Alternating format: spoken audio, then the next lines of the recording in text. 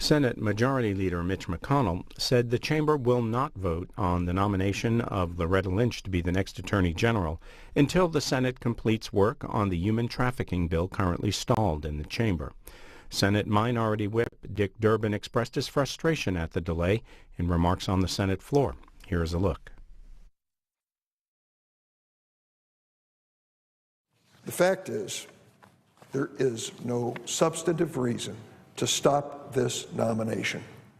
But the Republican Majority Leader announced over the weekend that he was going to hold this nomination of Loretta Lynch until the bill which is pending before the Senate passes, whenever that may be.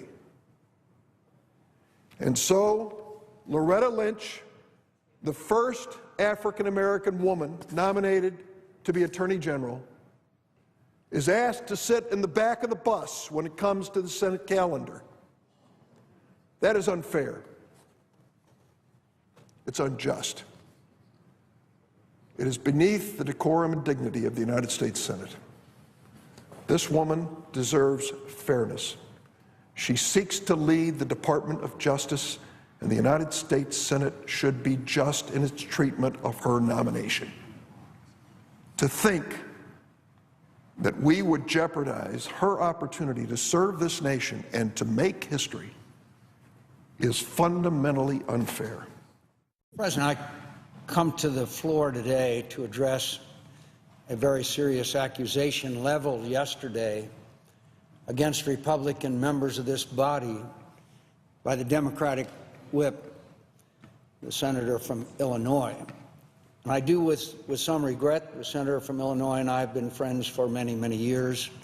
We served in the House together and here in this body and have worked together.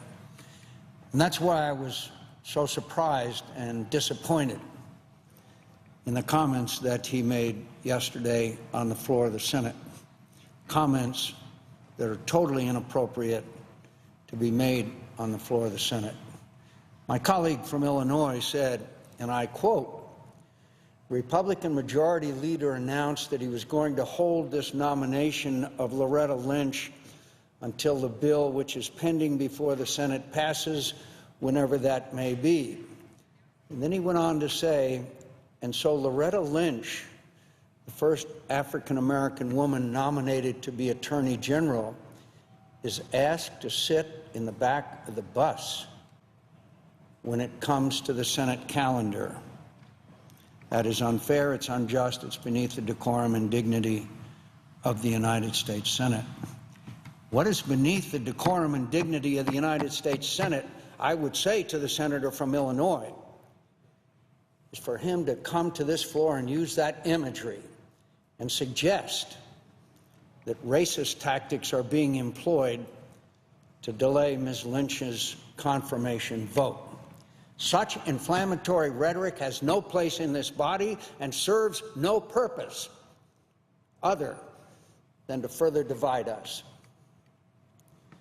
Perhaps my colleagues and the senator from Illinois in particular need to be reminded of their own record when it comes to the treatment of African-American women whose nominations were before this body. In 2012, Janice Rogers Brown, an African-American, was nominated to serve on the U.S. Court of Appeals for the District of Columbia, a court that had never included an African-American woman judge. The senator from Illinois voted to filibuster her nomination in 2003 and again in 2005, when she was finally confirmed after waiting 684 days. The senator from Illinois voted against the historic nomination. I would never suggest, even with veiled rhetoric, that Judge Rogers Brown's race was the reason for the senator from Illinois' opposition to her nomination. And he should extend, I say to my colleague from Illinois, he should extend that same courtesy to me and my colleagues. I'd also like to remind the senator from Illinois about how we were able to fill vacancies in the U.S. District Court of Arizona last year, effectively alleviating a judicial emergency. With tremendous bipartisan support and the nominations of Senator Flake and myself, we confirmed a diverse and historic slate of 6 nominees, which included a Hispanic an African American, and the first Native American woman ever to serve on the federal bench. But their race had nothing to do with their successful confirmations, just as Ms. Lynch's race should have no impact on her consideration in this body. Those 6 judges were approved by this body because each of them had shown a commitment to justice, public service, and the people of Arizona. Each also had demonstrated the judicial temperament and professional demeanor necessary to serve with integrity. I further point out to the senator from Illinois that at no time has the majority leader ever indicated that he would not bring the Lynch nomination to the floor. In fact, the opposite is true. We've made it very clear time and again that we will consider the Lynch nomination once we have disposed of the bipartisan trafficking bill. Had the senator from Illinois and my colleagues on the other side of the aisle not filibustered this bill over a manufactured crisis, we could have considered the Lynch nomination this week. They chose otherwise. I deeply regret that the senator from Illinois chose to come here yesterday and question the integrity and motivation, mine and my Republican colleagues. It was offensive and unnecessary, and I think he owes this body, Ms. Lynch, and all Americans an apology. Mr. President, I yield the floor. Mr. President. The Assistant Democratic Leader. Mr. President, I'm glad that I heard my colleagues' comments firsthand, and I'd like to respond to them directly. As of today, Loretta Lynch, who is the President's nominee for Attorney General, has had her nomination pending before the United States Senate 131 days. How does that compare with previous nominees for Attorney General? It is 3 times longer than the period of time that Attorney General Ashcroft was pending before the United States Senate. 2.5 times longer than the time taken to confirm Attorney General Mukasey. Twice as long as the time taken to confirm Attorney General Holder. Why? In some cases, these nominees had questions that were raised by members of the Senate, questions about their political views, their background, legitimate questions that required time to answer. I sat in the hearing, the Senate Judiciary Committee hearing, for this nominee, Loretta Lynch. There were no questions raised of any nature, of any kind, questioning her ability to serve as Attorney General. None. When my colleague from Arizona notes the fact that I have voted against African American women nominees in the past, it is true. And I am not arguing that every member of the Senate should vote for Loretta Lynch simply because she would be the first African American woman to serve in that capacity. All I'm saying, she deserves the same fair treatment we have given to other nominees for this job.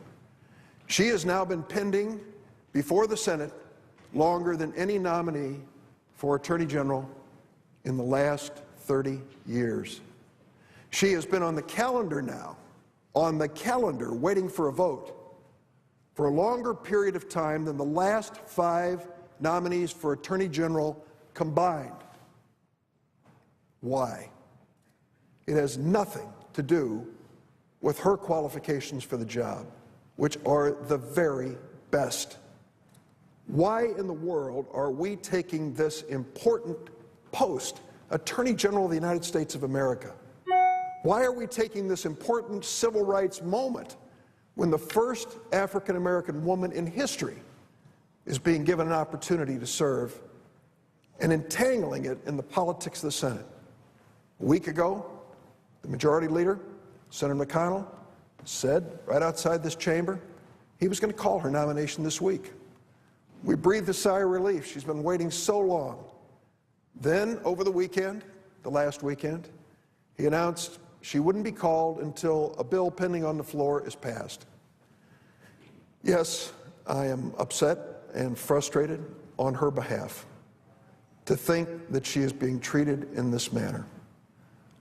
I'm not going to use pejorative terms other than to say I believe it's insensitive for the Senate to hold her up for such a lengthy period of time with no objection to this woman's character, fitness, and ability to continue to serve the United States. She has served, you know. She's currently in a position as the U.S. Attorney in New York. She has the support of the following organizations: the National District Attorneys Association, the Federal Law Enforcement Officers Association, the International Association of Chiefs of Police, the Major Cities Chiefs Association, the Association of Prosecuting Attorneys, the FBI Agents Association, and a long list of Republican and Democratic appointed former U.S. attorneys, including Patrick Fitzgerald from my own state and Scott Lazar from the Northern District of Illinois. She has the support of the former FBI Director Louis Freeh and former Deputy Attorney General Larry Thompson from the George W. Bush administration. Mr. President, under ordinary circumstances, this would have been an easy ask for the President to bring a person of this quality to the Senate for confirmation. She had 3 votes supporting her in the Judiciary Committee from the Republican side. I don't understand the objections of the others, but I respect whatever their reasoning. All that I am asking for, all the President is asking for, all the Senate is asking for is a vote. A vote. Bring her off the pages of the calendar before the Senate for a vote. Don't make it contingent on some bill or some political agreement in the future. Let this woman, who has led such an extraordinary life, have her chance to continue to serve the United States of America. That, to me, is only fair and only just, and would be in keeping with the traditions of the Senate to follow it.